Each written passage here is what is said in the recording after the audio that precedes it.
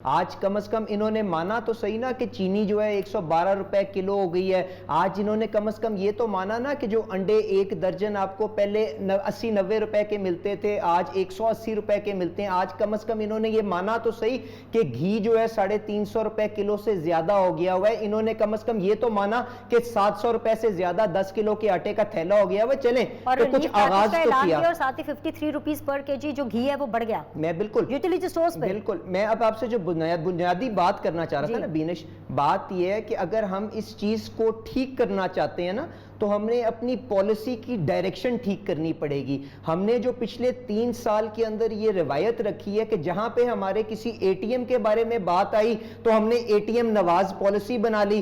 آپ لاہور کے اندر جو ضمنی الیکشن ہونے جا رہا ہے اس کے اندر دیکھ لیں سارے سیاسی ورکر ایک سائیڈ پہ اور ایک اے ٹی ایم آگے. اسی طرح چینی کا معاملہ دیکھ لیں، جہانگیر خان ترین صاحب اور ان کی اے ٹی ایم آگے، باقی کی عوام پیچھے. اسی طرح دوائیوں کے اندر عامر کیانی اور اس کی اے ٹی ایم آگے اور غریب آدمی ایک پیچھے. جب آپ اپنی پالیسی کی ڈائریکشن ٹھیک کر دیں گے نا، کام صرف یہ الزام لگانا جس طرح آپ لگا رہے ہیں، عوام کے لیے کھڑا ہونا نہیں ہے. آپ خود الیکشن لڑتے ہیں، آپ کی فیملی میں الیکشن لڑے جاتے ہیں، کیا آپ حکومت کو مجبور نہیں کر سکتے؟ میں آپ کے پاس بالکل آ رہا ہوں. دیکھیں اب عمران خان صاحب جو المشہور کنٹینر کے اوپر کھڑے ہوئے تھے تو اس وقت ہمیں کیا بتاتے تھے کہ میں امیر آدمی کے اوپر ٹیکس کروں گا اور پیسہ اکٹھا کر کے غریب آدمی کے اوپر خرچوں گا. تو آج ان سے پوچھیں جو یہ پیسے ایف بی آر نے اکٹھے کیے ہیں جس کے اوپر یہ روز ٹویٹ کرتے ہیں، اس کے اندر کیا 70% جو ٹیکس اکٹھا کیا ہے وہ انڈائریکٹ ٹیکسز کے ذریعے نہیں کیا؟ انڈائریکٹ ٹیکس کا مطلب کیا ہے کہ آپ اپنی جو روزمرہ اشیاء کی چیزیں اس کے اوپر ٹیکس لوڈ کرتے ہیں اور غریب آدمی کی جیب سے نکالتے ہیں. اگر ان کی پالیسی پرائیورٹی یہی ہوگی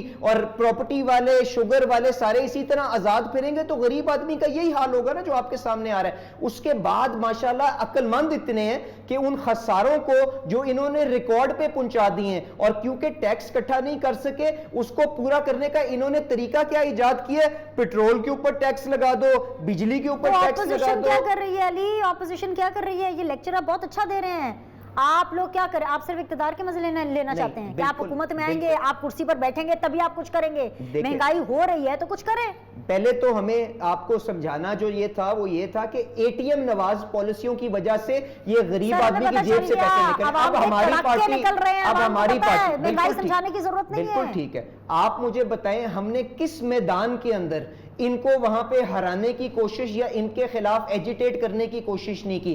مجھے بتائیں ہم نے جو پی ڈی ایم کو بنایا تھا اس کے پیچھے بنیادی نقطہ کیا تھا کہ عوام کو ریلیف دلوا سکیں، سیویلین سپریمیسی اس ملک کے اندر لے کے آ سکیں تاکہ ونس اینڈ فار آل یہ معاملہ طے ہو جائے کہ حکومت کس طرح سے چلنی ہے. اس کے اندر جو ہماری اپنی آپ یہ اعتراف کر رہے ہیں کہ آپ نے ہر کوشش کی، ہر ڈور جو ہے وہ ناک کیا، لیکن اتنی ٹوتھ لیس، اتنی ہارملیس، اتنی ہومیوپیتھک آپ کی یہ اپروچ اور یہ کوشش رہی ہے کہ کچھ نہیں ہو سکا کیونکہ مہنگائی اپنی جگہ پر ایکسپٹ کریں نا. اگر خان صاحب ایکسپٹ کر رہے ہیں کہ مہنگائی ہے، امجد نیازی ایکسپٹ کریں مہنگائی، آپ ایکسپٹ کریں. میں بغیر کسی کے اوپر کوئی انگلی اٹھائے میں یہ کہنا چاہوں گا کہ ہمیں اپنی اپوزیشن کو اور افیکٹو بنانے کے لیے ہماری صفوں کے اندر اتحاد کو لانے کی ضرورت ہے. ہمیں چھوٹے چھوٹے عہدوں کے پیچھے نہیں، ہمیں بڑے مقصد کے پیچھے اکٹھا ہونے کی ضرورت ہے. میرے کم بولنے کو غنیمت سمجھیے گا اور وہ یہ ہے کہ اگر آج آپ کی حکومت ہوتی اور یہ حال ہوتا معیشت کا اور مہنگائی کا، عمران خان ایک لمحہ آپ کو سکون نہیں لینے دیتے. اب اپنی چائے پیجیے.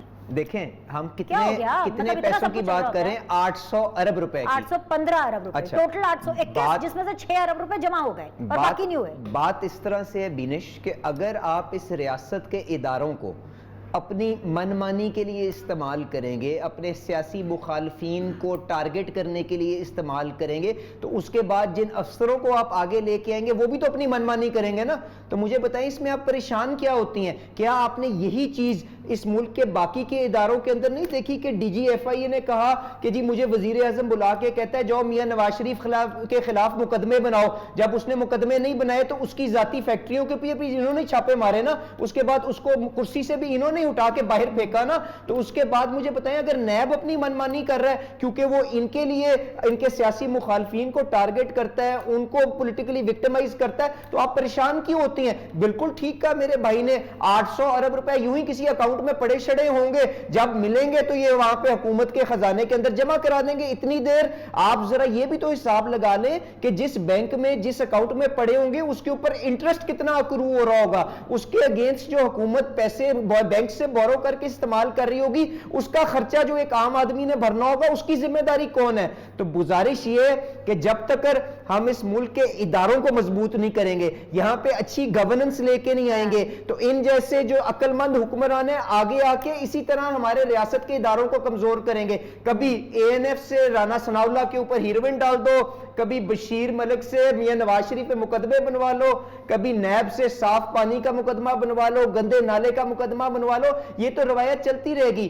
بنیادی چیز جو یہ ہے وہ یہ ہے کہ ان نالائکوں سے جلد از جلد جب تک چھٹکارا نہیں حاصل کریں گے ہمارے اداروں کو یہ اسی طرح پلوٹ کرتے رہیں گے, جس کی ایک چھوٹی سی مثال آپ کے سامنے آئی ہے. دیکھیں بینش, میں کسی قسم کی غیر ذمہ دارانہ گفتگو یہاں پہ نہیں کرنا چاہتا, اور میں آپ سے یہ بھی گزارش کروں گا کہ جو پی ٹی آئی کا وتیرہ رہا ہے نا بغیر کسی ثبوت کے لوگوں کی پگڑیاں اچھالنا, کائنڈلی مجھے مت مجبور کریں کہ میں اس ڈائریکشن کے اوپر چلوں.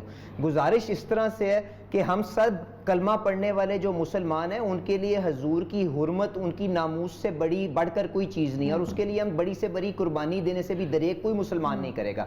ایک تو یہ یہاں پہ جو سرٹیفکیٹ بانٹتے پھرتے ہیں نا, ان کو کہ صرف اور صرف اپنے رویوں کو ایک دفعہ دیکھ لیں کہ انہوں نے کس طرح سے اس معاملات کے اوپر بھی پیچھے سیاست کرنے کی کوشش کی ہے, اور ایک اسلامی جمہوریت کے ایک الیکٹڈ حکومت کو گرانے کے لیے اس ایشو کے اوپر ان کا کیا کردار رہا ہے پاسٹ کے اندر, ایک سیکنڈ کے لیے وہ رویہ بھی دیکھ لیں. اور دوسری بات یہ ہے کہ جہاں تک یہ احتجاج تھا اور آج اس کی سیٹلمنٹ کی بات ہے, ڈی ایل پی والے لوگ اس چیز پہ احتجاج کر رہے تھے کہ انہوں نے ہمارے سے معاہدے کی پاسداری نہیں کی. ان کو کہ سب سے پہلے بتائیں تو صحیح ان کے ساتھ چیزیں طے کیا کر کے آئے تھے, نہ انہوں نے پہلے بتایا نہ یہ آج بتاتے ہیں. کبھی کہتے ہیں کلعدم ہے, کبھی کہتے ہیں کلعدم, ہاں نہیں بتاتے. تو کابینہ کو بھی نہیں پتا نا. دیکھیں تو بینش گزارش یہ ہے کہ بدنیت ہیں سیاسی, اپنے جب ان کے مفاد آئیں گے اس کے اوپر جون سی مرضی سائیڈ لے لیں گے, کبھی ان کو کلعدم بنا دیں گے, کبھی ان کو سیاسی جماعت بنا دیں گے. یہ ان کا کردار ہے جس کے اوپر ہمیں سوچنے کی ضرورت ہے. میں گارنٹی کے ساتھ کہہ رہی ہوں مجبور ہیں,